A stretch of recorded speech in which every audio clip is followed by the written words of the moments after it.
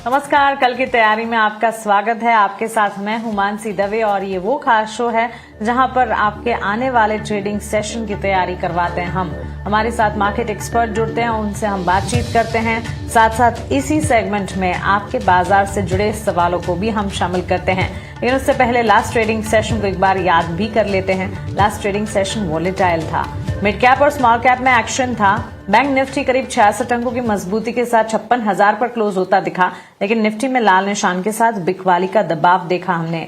गिरावट के साथ दिन भर हमने देखा बाजार जो है एक रेंज में फंसे रहे। ऐसा नहीं था कि स्टॉक वाइज अपॉर्चुनिटीज नहीं थी, सेक्टर वाइज भी अपॉर्चुनिटीज थी। ऑटो सेक्टर आउट परफॉर्म कर रहा था, इसके ठीक साथ साथ एनर्जी स्पेस में भी अच्छा खासा एक्शन और मूव्स नजर आ रहे थे और ब्रॉडर मार्केट्स बेंचमार्क से ज्यादा बेहतर परफॉर्म कर रहे थे।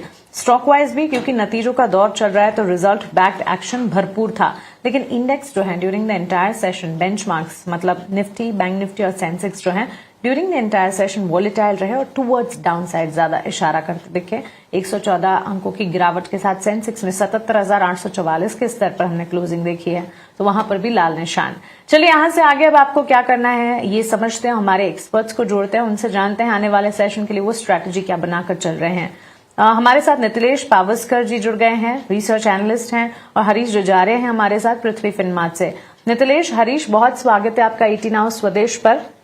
अपना समय हमें देने के लिए आपका शुक्रिया। हरीश, शुरुआत आपसे करना चाहूंगी। कल होगा last trading session of the week और हमने पिछला सेशन देखा कि कह सकते हैं कि कमजोरी की भेंट चढ़ गया, क्योंकि निफ्टी बैंक निफ्टी में तो बिकवाली का दबाव देखा हमने, सेंसेक्स में भी गिरावट रही, बेंचमार्क्स में बिकवाली ही हावी होती रही। अब यहां से आगे सेशन के लिए सेंटिमेंट्स कैसे देख रहे हैं आप? Good evening. अगर मानसी जी, बिल्कुल अगर देखा जाए तो मार्केट आज थोड़ा बहुत वोलेटाइल रहा। बिल्कुल यहाँ पे सेंसेक्स का एक्सपायरी था, उसके चलते भी थोड़ा बहुत वोलेटिलिटी देखने मिला। और बीच बीच में हमने देखा है कि मिड सेशंस में जैसे यूएस ईरान का जो डील की वजह से न्यूज के चलते भी हमने वोलेटिलिटी देखने मिल रहा था। लेकिन अगर टेक्निकली सेटअप देखता है तो मुझे लग रहा है कि सेटअप थोड़ा कंस्ट्रक्टिव है। और कल के ट्रेडिंग सेशन में हमने देखा कि निफ्टी 4 महीने के बाद पहली बार 50 डे मूविंग एवरेज के ऊपर कंसिस्टेंटली होल्ड करते हुए नजर आ रहा है। तो मुझे लग रहा है कि सेटअप पॉजिटिव की तरह देखने मिल रहा है। तो सपोर्ट्स बिल्कुल यहाँ पे आसपास ही है, जहाँ पे मुझे लग रहा है कि 24,200 पे बस इमीडिएट सपोर्ट है, उसके नीचे 24,000 एम लेवल रहेगा। अगर मुझे गोइंग फॉरवर्ड भी लग रहा है कि ऊपर की ओर निफ्टी 24,500 के ऊपर अगर निकल जाता है तो वापस 24,600 से 650 के लेवल देखने मिल सकते हैं। ओवरऑल सेटअप पॉजिटिव है। बिल्कुल इस डिप्स में बाय करने की राय रहेगी जब तक निफ्टी 50 डे मूविंग एवरेज जो है 24,000 के ऊपर टिका हुआ है। वही जब बैंक निफ्टी की बात करते हैं तो बैंक निफ्टी में भी देखा है तो आज के ट्रेडिंग सेशन में 50 डे मूविंग एवरेज के आसपास ही क्लोज किया था। तो हो सकता है कि कल के ट्रेडिंग एक दिन के लिए वेट करना पड़ेगा। अगर कॉन्फिडेंस देखने से सेटअप भी इसमें भी पॉजिटिव ही है। सपोर्ट्स की बात करें तो 55,500 पे इमीडिएट बेस में देखने मिल रहा है। ऊपर की ओर देखा तो रेजिस्टेंस ऑलमोस्ट 56,500 57 के आसपास है। सेटअप दोनों में पॉजिटिव है बिल्कुल। यहाँ पे मुझे लग रहा है कि निफ्टी का सेटअप बहुत पॉजिटिव है कंपेयर टू बैंक निफ्टी। तो और सेक्टोरल अगर देखा है तो बिल्कुल मार्केट में सेक्टोरल रोटेशन देखने मिल रहा है। आज देखने मिला तो मेटल्स में तेजी थी और लास्ट में हमने देखा कि एंड में डिफेंस पैक में भी अच्छी मोमेंटम देखने मिल रही है। तो ओवरऑल यहाँ पे सेक्टर स्पेसिफिक अप्रोच रखना चाहिए और स्टॉक स्पेसिफिक अप्रोच के साथ ट्रेड करना चाहिए। तो चलिए सेक्टर और स्टॉक स्पेसिफिक अप्रोचेस ज्यादा बेहतर रहेंगे, ये कहना है हरीश जी का। नितिलेश जी, आप कैसे देख रहे हैं बाजार को और आने वाले सेशन के लिए रणनीति क्या बनाएंगे? Good afternoon. देखो, अगर हम लोग यहाँ पे देखेंगे तो बाजार में एक रेंज बनी थी नीचे में 23,800 से लेके 24,200 में। बार बार एक ही चीज कह रहा था कि जो भी टिक मिलेगा 23,800 के आसपास वहां पे बाइंग करके चलना चाहिए। हायर लेवल के ऊपर 24,200 250 के लेवल्स क्या हो सकते हैं, देखने को मिल सकते हैं। काफी लंबे समय के बाद बाजार ने 24,200 के ऊपर क्लोजिंग दिखाया है। तो अगर हम लोग टेक्निकली चार्ट के ऊपर देखेंगे तो ट्रेंड जो है वो थोड़ा सा अभी क्या हो चुका है, मैच्योर ट्रेंड हो चुका है। लोअर लेवल से सपोर्ट जो हो रहे हैं वो शिफ्ट हो रहे हैं हायर लेवल की तरफ। अगर मार्केट में कोई भी डीप मिलता है 24,150 24,200 तो एक 24,000 के आसपास का एक स्टॉप लॉस बना के अपनी पोजीशंस को क्या कर सकते हैं, लॉन्ग करके चल सकते हैं। लेकिन वीकेंड है, कम पोजीशंस को क्या करें, प्लान करके चलिए, क्योंकि ट्रम्प साहब कब अपना मूड बदल दे वो थोड़ा सा कहना मुश्किल हो जाता है कभी कभार। तो बाय ऑन डिप्स की रणनीति होगी। बैंक निफ्टी मुझे तभी पसंद आएगा जब ये बैंक निफ्टी 56,200 या फिर 250 के ऊपर सस्टेन होगा। तो यहाँ से मोमेंटम पिकअप होना चाहिए बैंक निफ्टी को। तो 56,250 के ऊपर बाइंग करके चलना चाहिए। 55,900 का हम लोग स्टॉप लॉस मेंटेन करेंगे। 56,800 से लेके 57,000 ये हमारे क्या होंगे, इनिशियल टारगेट होंगे। अगर एचडीएफसी यहाँ से मोमेंटम दिखाता है तो बैंक निफ्टी में और तेजी से मूवमेंट देखने को मिल सकता है। एब्सोल्युटली। तो चलिए ये राय बाजार पर हमारे दोनों ही एक्सपर्ट्स की तरफ से हमें मिल चुकी है। अब बारी है आपके सवालों के जवाब देने की। तो सबसे पहले तो सवाल पूछने का तरीका आपके सामने रख देते हैं। हमारे contact details, social media handles और क्यूआर कोड आपके स्क्रीन पर फ्लैश हो जाएंगे। बहुत आसान है, क्यूआर कोड को स्कैन करें और सेल्फ एक्सप्लेनेटरी है। वहां पर जो डायरेक्शंस आपको मिल रहे हैं उन्हें फॉलो करके हमें सवाल पूछें। बाजार से जुड़े आपके सवालों को मैं इस बुलेटिन में शामिल करने की पूरी कोशिश करूंगी। पहला सवाल है कमलेश का। एलएनटी पर हरीश जी इन्होंने खरीदारी की है। 1000 शेयर्स एलएनटी के इन्होंने खरीदे हैं 4111 के स्तर पर। 4023 के लेवल पर एलएनटी में हमने लास्ट क्लोज देखा है। बिकवाली रही थी पिछले 5 सेशन की भी अगर मैं बात करूं, और पिछले कुछ सेशन से रेंज में ही चलता है। वैसे भी ये स्टॉक अच्छी स्क्रिप्ट है, अच्छी ब्रांड है, लेकिन धीरे धीरे चलने के लिए चलता है और अमूमन। अब पिछले दिनों ही हमने देखा था कि गिरावट भी देखने को मिली, क्योंकि नंबर्स के बाद ब्रोकरेजेस ने वीक मार्जिन्स को फ्लैग भी किया। अब यहां से आगे एलएनटी के लिए क्या राय होगी, और इन पर्टिकुलर हमारे व्यूअर ने जिन्होंने 4111 के स्तर पर खरीदारी की है, उन्हें आप क्या राय देंगे? मानसिक अगर देखा है तो बिल्कुल जैसे यूएस ईरान का वार शुरू हुआ था उस टाइम पे हमने एक भारी गिरावट देखने को मिली थी स्टॉक्स में, क्योंकि स्पेशली जो गल्फ कंट्रीज में, मिडिल ईस्ट में इसका जो बिजनेस है वहाँ पे इम्पैक्ट देखने मिल रहा था। अगर जहाँ पे हालात सुधरते हुए देखने मिल रहे हैं तो स्टॉक्स में भी अच्छी रिकवरी तो ऑलरेडी देख चुके हैं। स्टॉक मुझे लग रहा है कि 200 day moving average, 50 day moving average के ऊपर स्ट्रांगली होल्ड कर पा रहा है। तो फिलहाल के लिए एक छोटा सा कंसोलिडेशन में है स्टॉक। ऊपर की ओर शॉर्ट टर्म की नजर से देखा है तो 4150 के आसपास छोटा सा रेजिस्टेंस है। अगर ये निकल जाता है तो मुझे लग रहा है कि और तेजी देखने मिल सकती है। ऊपर की ओर 4400 का जो प्रीवियस ऑल टाइम है वो क्रॉस करने के ज्यादा चांसेस दिखाई दे रहे हैं। तो ओवरऑल बने रहना चाहिए। बिल्कुल सेटअप अच्छा है, पॉजिटिव है। बिल्कुल यहाँ पे शॉर्ट टर्म की नजर से कंसोलिडेशन में है। अब एज लॉन्ग एज स्टॉक जो है 3900 के ऊपर होल्ड करता है, मुझे लग रहा है कि स्ट्रॉन्ग सेटअप ये है और बने रहना चाहिए 3900 के स्टॉक के साथ। ओके, तो पोजीशंस को इंटैक्ट रखें। एलएनटी में ये राय फिलहाल आपको मिलती हुई 4023 के स्तर पर स्टॉक में हमने लास्ट क्लोज देखा है।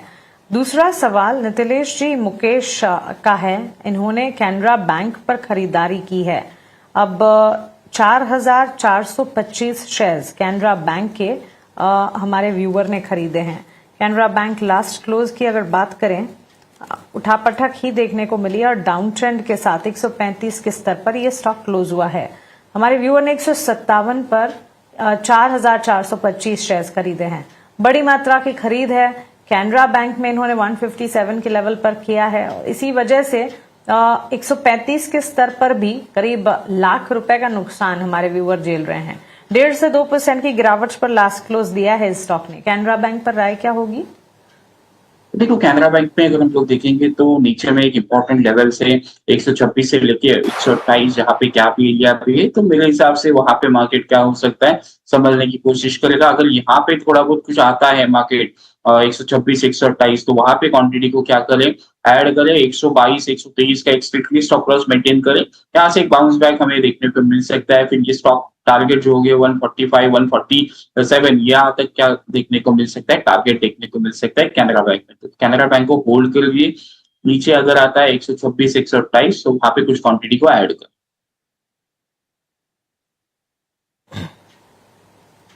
एब्सोल्युटली। तो चलिए, ये राय फिलहाल हमें मिलती हुई कैनरा बैंक के चार्ट्स पर।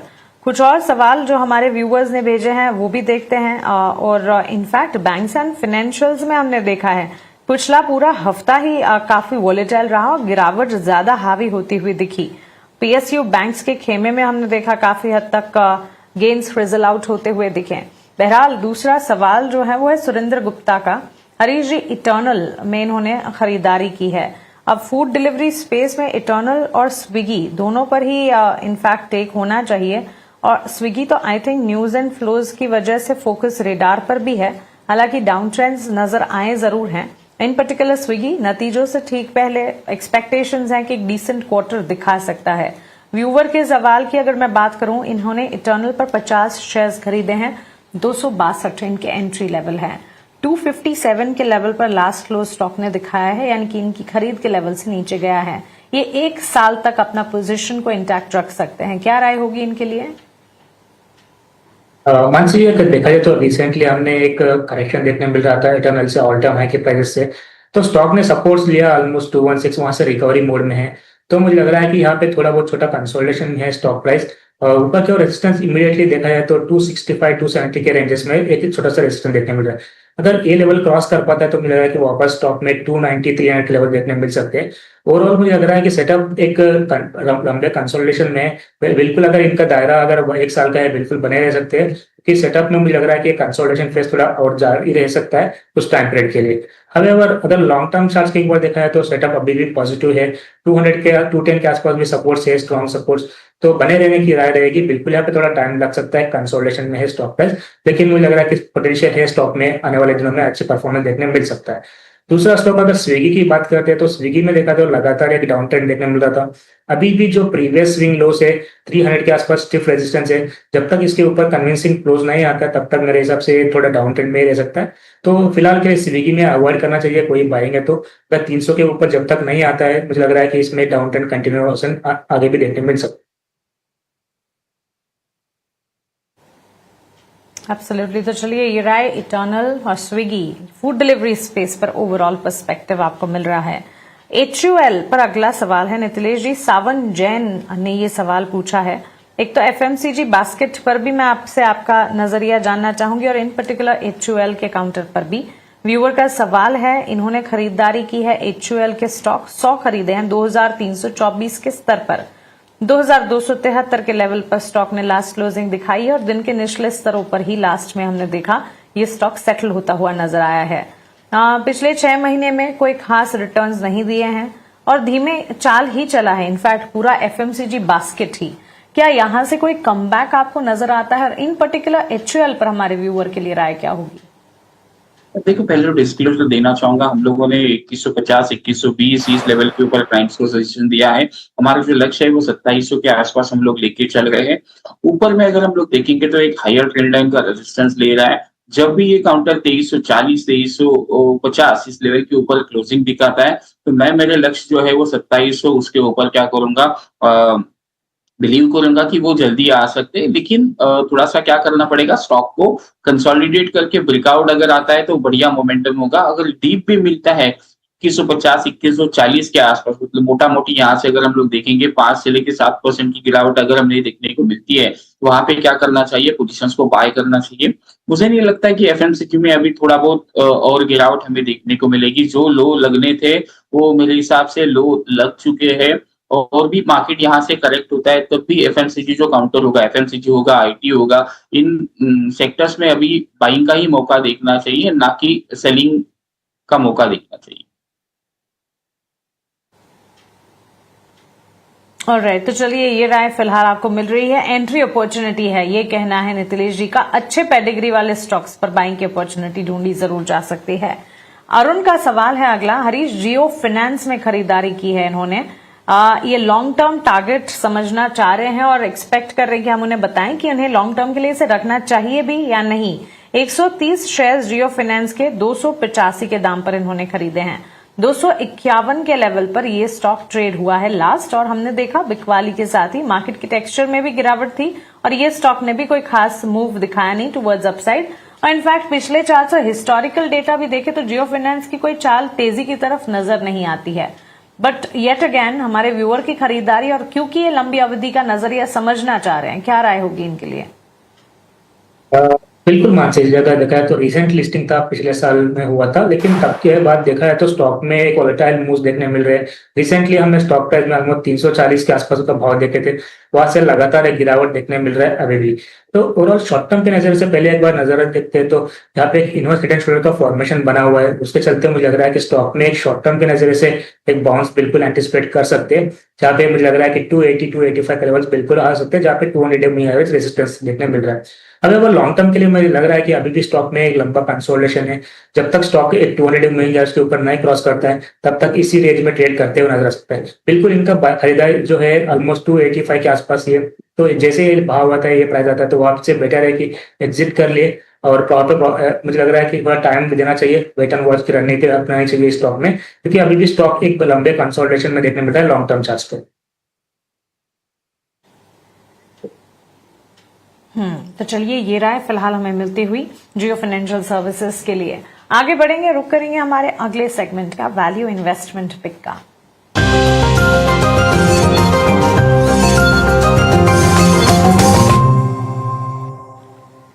नितिलेश जी, शुरुआत आपसे करना चाहूंगी, क्या है आज के वीआईपी शेयर? देखिए, मैं 2 स्टॉक के साथ जाना पसंद करूंगा। पहले तो मैं बजाज फाइनेंस को लॉन्ग करना पसंद करूंगा। बजाज फाइनेंस में कंडीशनल बाय है 980, अगर ये सस्टेन कर देता है तो यहाँ पे लॉन्ग करके चलना चाहिए। 960 का हम लोग स्टॉप लॉस मेंटेन करेंगे। 1040 से लेके 1050 हम लोग टारगेट प्लान करके चल गए हैं। यहाँ पे अगर मोमेंटम पिकअप होता है 1040 1050 के आसपास, तो स्टॉक में बड़ा रिलेटिंग देखने को मिलेगा। फिर ये स्टॉक 1150 के भी लेवल देखने को मिल सकते हैं। तो जिनको भी लंबी अवधि के लिए रखना है वो 1050 के ऊपर अपने टारगेट रिवाइज करके 1150 रख सकते हैं। तो दूसरा जो मेरा काउंटर है वो है थोड़ा सा सेल साइड के साथ में जाना पसंद करूंगा, वो है अडानी पावर। अडानी पावर में अगर हम लोग देखेंगे तो लास्ट 2-3 दिनों से मोमेंटम लूज होते हुए देखने को मिल रहा है, तो इसमें कंडीशनल सेल होगा। अडानी पावर के फ्यूचर्स में हमें बिकवाली करके चलना चाहिए। 230 के नीचे जैसे ही जाता है वहां पे बिकवाली करे, 235 का एक स्टॉप लॉस मेंटेन करे, 220 से लेकर 218 ये लेवल्स के लिए क्या करें, प्लान कर सकते हैं अडानी पावर।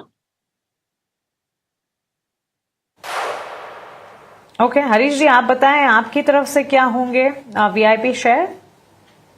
मान लीजिए जैसे मैंने बताया था कि डिफेंस स्टॉक्स में मोमेंटम देखने मिल रहा है, बिल्कुल ऑलमोस्ट एक लंबे समय का 1 साल के करेक्टिव फेज के बाद मुझे लग रहा है कि बीडीएल में एक बॉटम बनाया था रिसेंटली 1100 के पास, बहुत सा रिकवरी मोड भी देखने मिल रहा है। आज के ट्रेडिंग सेशन में स्टॉक ने 200 मूविंग एवरेज क्रॉस किया, वही के साथ एक इनवर्स हेड एंड शोल्डर का फॉर्मेशन का भी पैटर्न ब्रेक किया हुआ। मुझे लग रहा है कि यहाँ पे एक अच्छी तेजी देखने मिल सकती है आने वाले दिनों में, तो थोड़ा शॉर्ट टू मीडियम टर्म के नजरिए से साथ बाय कर लेना चाहिए। बीडीएल में टारगेट्स बनेंगे 1600 का, स्टॉप लॉस मेंटेन करना चाहिए 1410 का बीडीएल में। दूसरा स्टॉक रहेगा एंजल वन भी देखा है तो लॉन्ग टर्म चार्ट पे एक ट्रायंगल ब्रेकआउट है, मुझे लग रहा है कि इसमें भी एक अच्छी तेजी देखने मिल सकती है आने वाले दिनों में। सो शॉर्ट टर्म के टारगेट्स जो बनेंगे 345 का रहेगा। अगर लॉन्ग टर्म मुझे लग रहा है कि स्टॉक में और ज्यादा पोटेंशियल है, जहाँ पे 380 के आसपास भी और देखने मिल सकते हैं। एंजल के लिए स्टॉप लॉस बनेंगे 310 का, स्टॉप लॉस मेंटेन करना चाहिए शॉर्ट टर्म के नजर से। एब्सोल्युटली नितिलेश जी, हरीश जी, बहुत शुक्रिया आपका हमारे साथ जुड़ने के लिए, सवालों के जवाब देने के लिए, हमारे व्यूअर्स की कल की तैयारी करवाने के लिए। Thank you so much. चलिए हमारे